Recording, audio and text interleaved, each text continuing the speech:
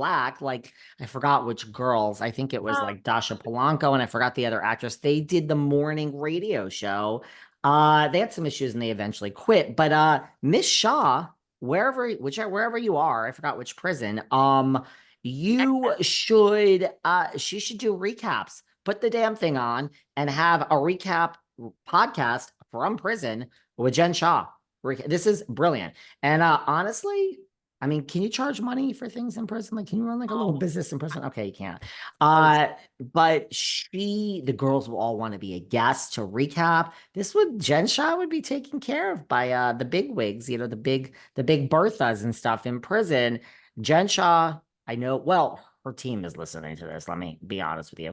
Have your girl Jen Shah in the jumpsuit start a RHOSLC prison Well, look, podcast she's in recap. there with Elizabeth Holmes, right? Oh, I mean, the legendary Elizabeth Holmes, who scammed all of, what is it? Tech Valley or whatever they call it, tech bros. She scammed them out of $200 million because apparently she thought she could do a blood test where you got like instant results, which is impossible because your blood has to be shaken and added stuff and all these things. So look, she and Elizabeth Holmes should launch a podcast together when they get out. Bravo is slamming, and they ought to do just their I slamming. like the name of it. I like the name of it.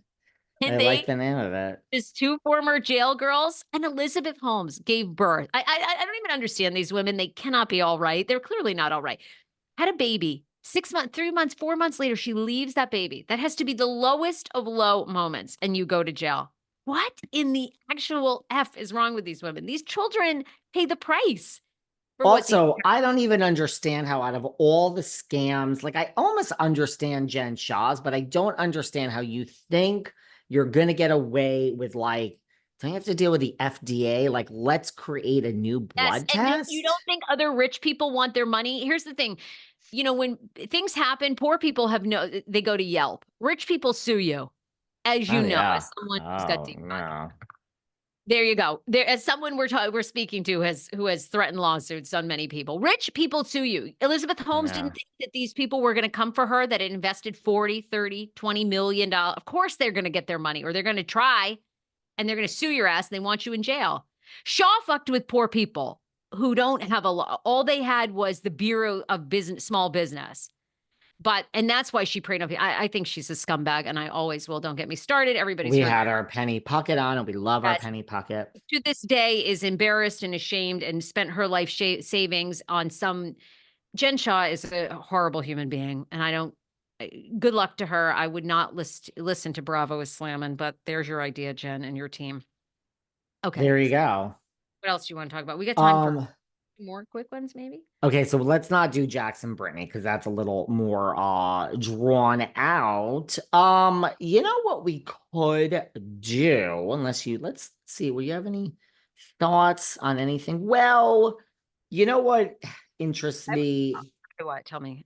Well, I was gonna say Lala is coming forward in saying that Ariana said to her, like, what, suck it up or toughen up right after her father passed. This You're is now God. this Yes. is coming out now. Do you know anything about this?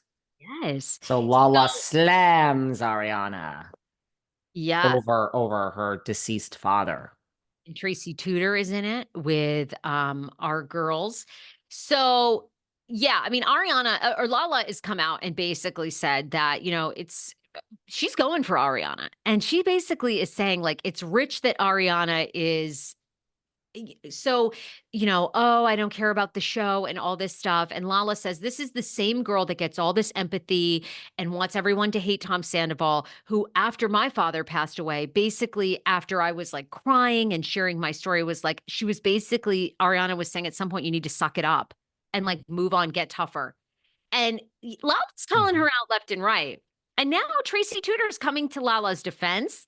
Because And this is over, right, where Lala says, like, you're jeopardizing. That's yes, but yes, about the father. And you're right. She's saying you're jeopardizing my unborn baby's future, And yes, Tracy Tudor then said, like, I'm Team Lala. do your job. show up, do the job, and maybe it's time for you to move on. And then Katie in the comments said, shut up to Tracy Tudor. You gotta hand it to Katie. I mean, this wasn't in my bingo cards that Katie would be the just, yeah, you have a business together, but we've all seen, I mean, you're telling me the Toms are so like, Katie's really loyal to Ariana, and there's no shade in that statement. Like, good for you, Katie. Good for you, girl. Right? Friends, real friends here. Katie is a ride or die one. She really, really is. Now, Ariana also was on Katie's podcast, revealed a lot, revealed that Katie is running the sandwich shop. Now, who predicted that? Miss Yantif, I believe, like 2 years ago, said Ariana will be off doing a million different things, and Katie and her mama will be slicing ham. And I that's had the whole doing.